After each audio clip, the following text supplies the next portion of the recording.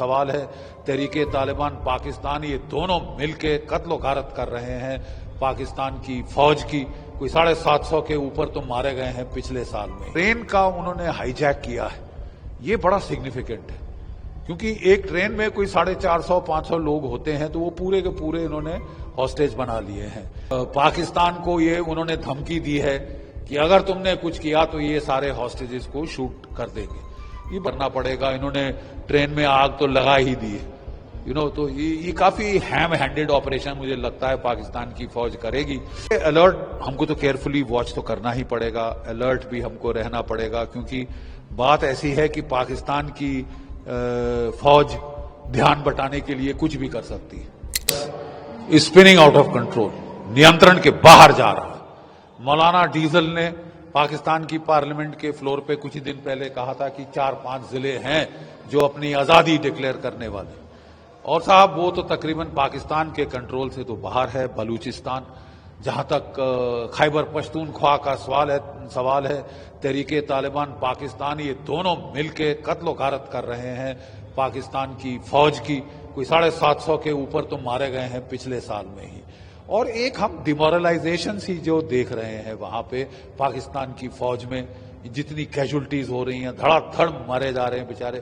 तो देखना यह है कि ये बलूचिस्तान में ये जो ट्रेन का उन्होंने हाईजैक किया है, ये बड़ा सिग्निफिकेंट है, क्योंकि एक ट्रेन में कोई 450-500 लोग होते हैं, तो वो पूरे के पूरे इन्होंने हॉस्टेज बना लिए हैं।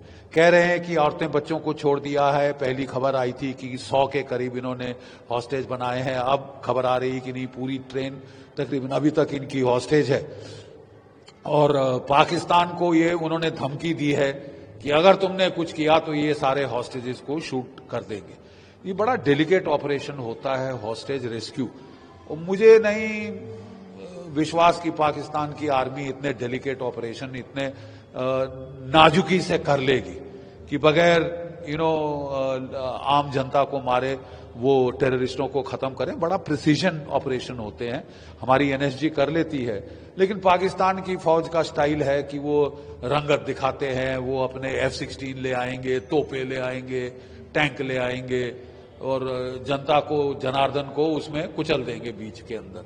तो अगर ऐसा होगा तो पाकिस्तान में ही बवाल खड़ा होगा। पाकिस्तान को बड़ा फूंक कर ऑपरेशन करना होगा। ऑलरेडी वो हॉस्टेज नेगोशिएशंस ऐसी हालतों में शुरू की जाती हैं, और उससे टाइम गेन किया जाता है, पता करने कौन किधर कहाँ कितने हैं, कहाँ है, कैसे इन पे अटैक किया जाए। रात में ऑपरेशन ज्यादा प्रेफरेबल होते हैं, लेकिन रात में ऑपरेशन जो है उसमें कौन सिविलियन कौन टेररिस्ट ये ढूंढना बड़ा मुश्किल होगा। शायद इनको डे लाइट में करना पड़ेगा। इन्होंने ट्रेन में आग तो लगा ही दी है, तो ये काफी हैम हैंडेड ऑपरेशन मुझे लगता है पाकिस्तान की फौज करेगी, जिससे सिविलियन बेवजह मारे जाएंगे और ज्यादा गफलत बढ़ेगी। पाकिस्तान की फौज को आपको याद होगा 1971 के बाद पहले तो जनरल टिक्का खान साहब ने बुचर ऑफ बांग्लादेश का टाइटल अर्न किया था वहां पे कत्लोगारत करके। फिर वो बलूचिस्तान 1973 में वो फिर बुचर ऑफ बलूचिस्तान के नाम से वो ख्यात हुए थे। अपनी फौज के साथ पागलों की तरह टूट पड़े थे आम जनता, आम आवाम पे।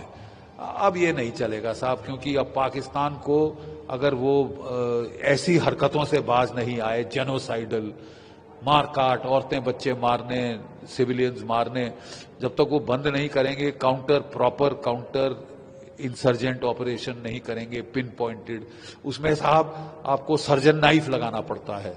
वो क्या कहते हैं, कसाई का झटका नहीं आप मार सकते। बट पाकिस्तान की फितरत रही है कि जब भी वो काउंटर इंसर्जेंट ऑपरेशंस करते हैं तो पहले तोपें चलाते हैं, F-16 चलाते हैं, सब कुछ चलाते हैं। भारत की फौज ही है जो केवल राइफलों से कंट्रोल करती है, उसमें बेवजह नुकसान नहीं होता। क्या पाकिस्तान की फौज ऐसा कर पाएगी? ये बड़े टेस्ट पे है। पूरी दुनिया की आंखें अब बलूचिस्तान की ओर है, और बलूचिस्तान मुझे तो लगता है अब समय की बात है। No army can withstand the strength of an idea whose time has come, ये विक्टर ह्यूगो ने कहा था, और 1971 के पहले ये बहुत लागू था। आज फिर हमें लग रहा है, हम जो लड़े हुए हैं 1971 का युद्ध, हमें फिर लग रहा है कि साहब the time for the birth of Balochistan has come.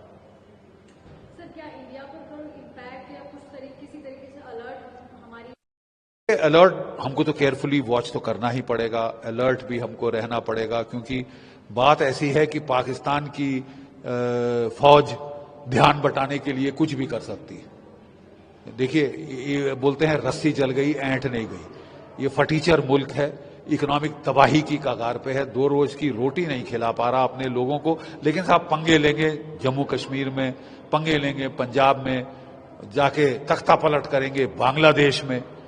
ठीक है, तो ये अगर अपने गरमान के अंदर झांकें, अपने घर में झांकें, तो ज्यादा इनके लिए बेहतर होगा।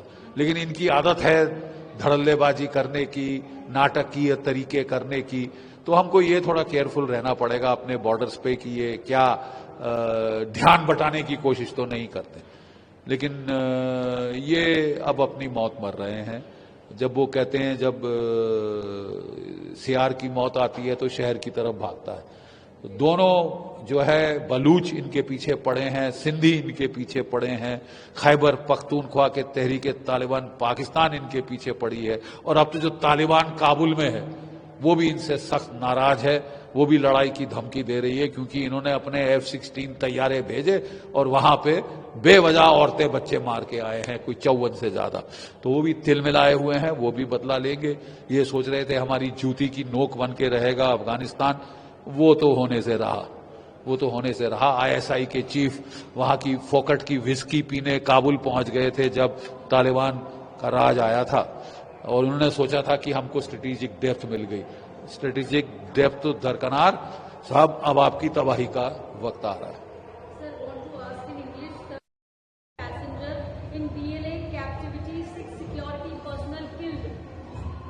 देखिए, this is the major terrorist incident. we've heard of aeroplane hijacks and all that, but उसके खिलाफ सारी security forces all over the world उन्होंने बड़े प्रोसीजर्स बना दिए हैं ताकि हो ना सके, बड़ी चेकिंग होती है एयरपोर्ट्स पे। बट ट्रेन हाईजैक ये तो एक नया है, और इसमें प्रॉब्लम यह है कि जो हॉस्टेजेस की नफरी है वो बहुत बड़ी है। पहले तो कहा जा रहा था कि उन्होंने 450 जो ट्रेन में थे उनमें से वो लोग चुन के अलग किए हैं, औरतें बच्चे छोड़ दिए हैं, चुन के अलग किए हैं वो लोग जो कि पाकिस्तान की फौज से ताल्लुकात है, ISI से ताल्लुकात है, पुलिस से ताल्लुकात है, उनको पकड़ा है। और उनके 100 की बात कर रहे थे, लेकिन अब फिर 450 की बात आ रही। तो पाकिस्तान के लिए ऑप्शंस चॉइस है। अगर वो ज्यादा फोर्स का इस्तेमाल करता है और सिविलियन मार डालता है, वो भी उसके बरखिलाफ जाएगा। कुछ नहीं करता, वो भी नहीं कर सकता। लेकिन जैसे उनकी फितरत है कि वो दादागिरी दिखाते हैं, हेवी वेपन्स का इस्तेमाल करते हैं, टैंकों तोपों सबका इस्तेमाल करते हैं काउंटर टेररिस्ट ऑपरेशन में, काउंटर इंसर्जेंसी ऑपरेशन में।